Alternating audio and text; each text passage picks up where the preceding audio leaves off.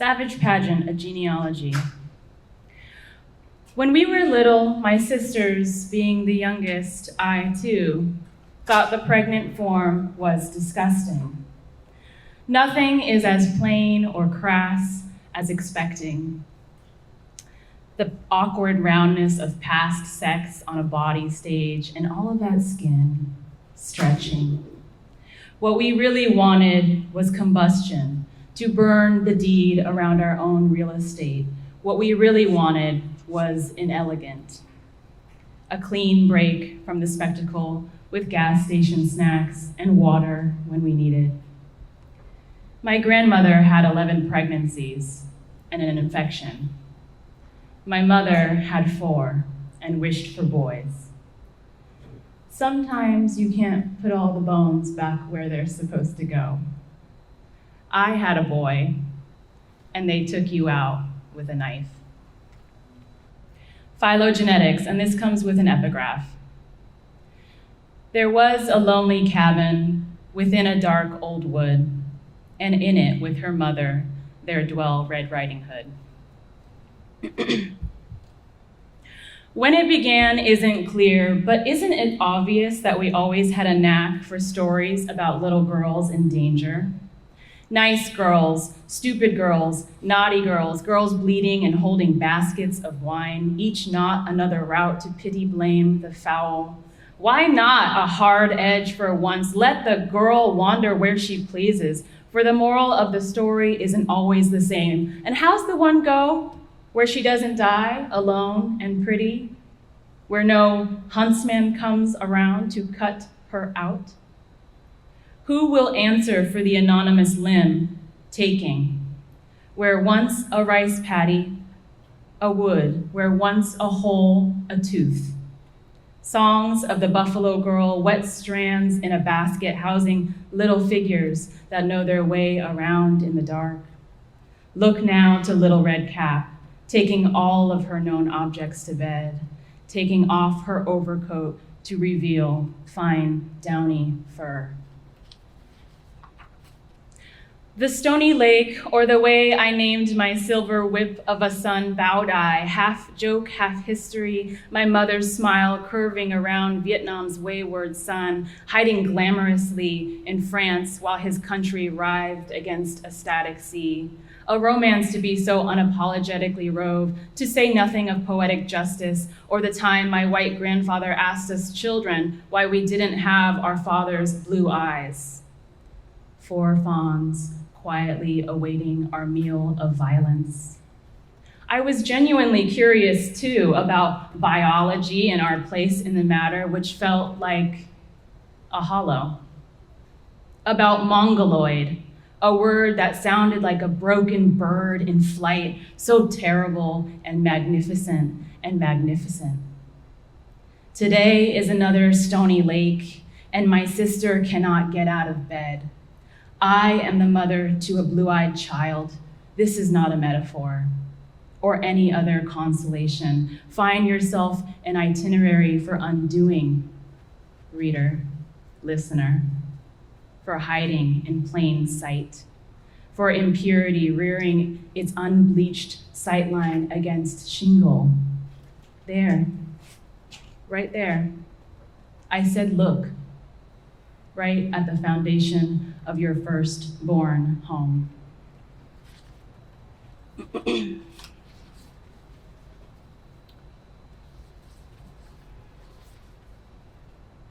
Obad with Buffalo Girl in flight.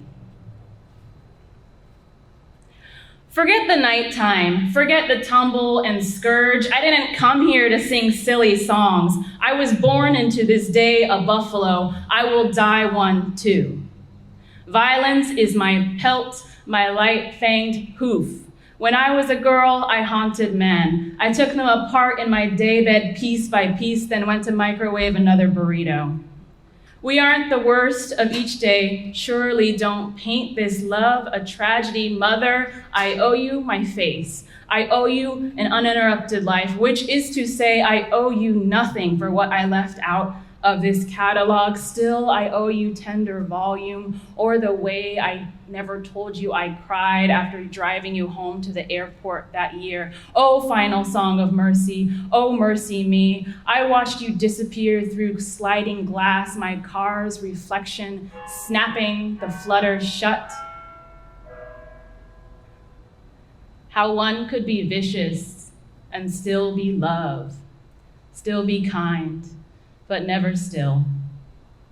A crownless human in this rutted lake, the trace of this core that can never fully be excised by tongue, by cut, by mere deletion. How after so long in the wolf's maw, we remember how to get home, how to grasp each other's earthly hands as we flee towards the woods and the hearth, buried deep under the basket, the cloak, the fur. Against all odds, I think we'll find it there, as we do, each day, the indifferent sun.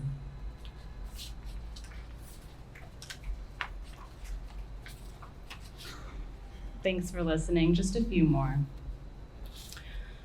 A lot of the composition of this book involves erasures of different iterations of those stories about Little Red Riding Hood. And this is one of them, Little Red Riding Hood, after Thomas Nelson and Sons.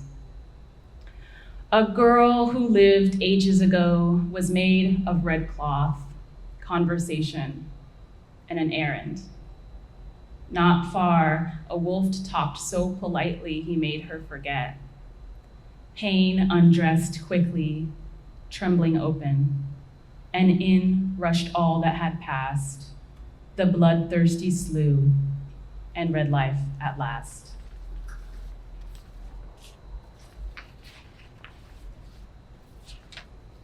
All right, I got two more for you, and then I'm gonna get out of here. I was gonna do one more, but Johnny gave me permission to run long.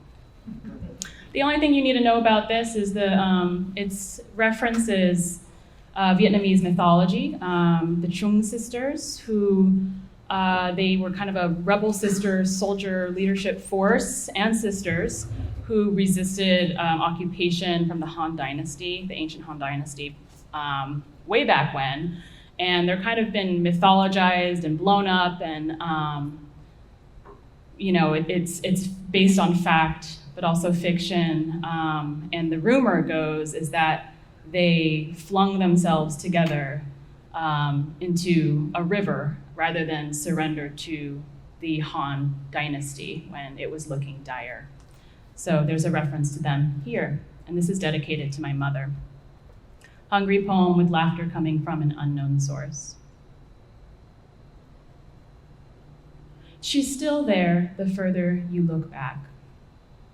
I mean before the war, and the wolves, and the other war, and the French, and her departure, and even the Chinese. I mean that way back. And since I'm talking about my mother, let's talk a hair-down, cat-eyed perfection, heels on a borrowed Vespa kind of laughter, filling whole highways with her eyeliner, another form of laughter, and a deep belly laugh at the thought of the Trung sisters ever jumping from a single thing besides the time it takes my mother to flip the switch on a boring conversation with a dick joke. What did she say? I mean, keep up. I mean that far back, when Vietnam knew a world could be best run by women, and more women with still more laughter charging the void, a still life silt, a nitty knot of a lump in the throat, that sensation between choking and uncontrollable heaving laughter at the very thing that controls you and your body and your mother's body and my sisters. My dear sisters. We always had laughter for our bodies that kept planting deeper into the woods ground cover. Insert cutscene, rescind the fairy tale. We all know there are no true villains. We're just a bunch of hungry animals. I would jump with you. I would give it all for you. Laughter at sundown, laughter at the feet-crushing statuary, laughter until our very last word on this dying earth that just keeps turning and turning, its silhouette shadow figures slipping back into human skin at dawn. All right, I got one more little story for you, and then I'm out of here. One of the longest running stories that my mom, she's full of stories. She's a body full of stories. And one of them that she always returned to was when she was a very little girl, she'd have to walk a very long way, miles, to get to the closest school. So she would leave before the sun came up. And one of these days, she was in Vietnam, southern Vietnam, and one of these days, a monkey jumped out of a tree and bit her really hard on her forearm. You know, I heard about monkeys close to here at, Silver Springs? People were like, we're gonna go see them. Those things are vicious. So please, take this tip. Don't trust those monkeys. This is called the old man in the tree. Let's begin before we are dead, she said. Her first memory was a school wrapped in morning darkness, a story about walking girls and time that passed too slowly. And inside that time, in purple light and twigs at sunup, sat an old man she knew waiting for her in a tree. The first lesson in fortitude against invisible male members is knowing one's own weight in wind and solitude, against memory's dead leaves. The rustling laughter she wanted, the hands like gnarled root. Passing by, you might mistake a star for feeble eyes, arranging stones and price tags in exchange for departure. It's not cheap. One morning, in front of the tree and the man of stars, a white-cheeked monkey bit her hard and sat down to his meal of fresh flesh. These days, she still thumbs the scar, forearm, right side, when she's nervous around petty men in power, when she's writing a sacrificial heart. A trivial thing when you are so hungry. Sharp, dull bang against an evening in Vietnam, 1975, when her leaves began quietly turning in onto themselves, undoing heroes and circumstances, and the corpses were forgiven their fantasies, and the tree was cut into paper, and the TV sets were left out for good. In the street, just quiet, like holding a breath before the steady task of fate. And an old man somewhere high was feeling satisfied with his mealing and his lodging, and he said, "Oh, Buffalo girls, won't you come out tonight? Come out tonight, come out tonight. Oh, Buffalo girls, won't you come out tonight and dance by the light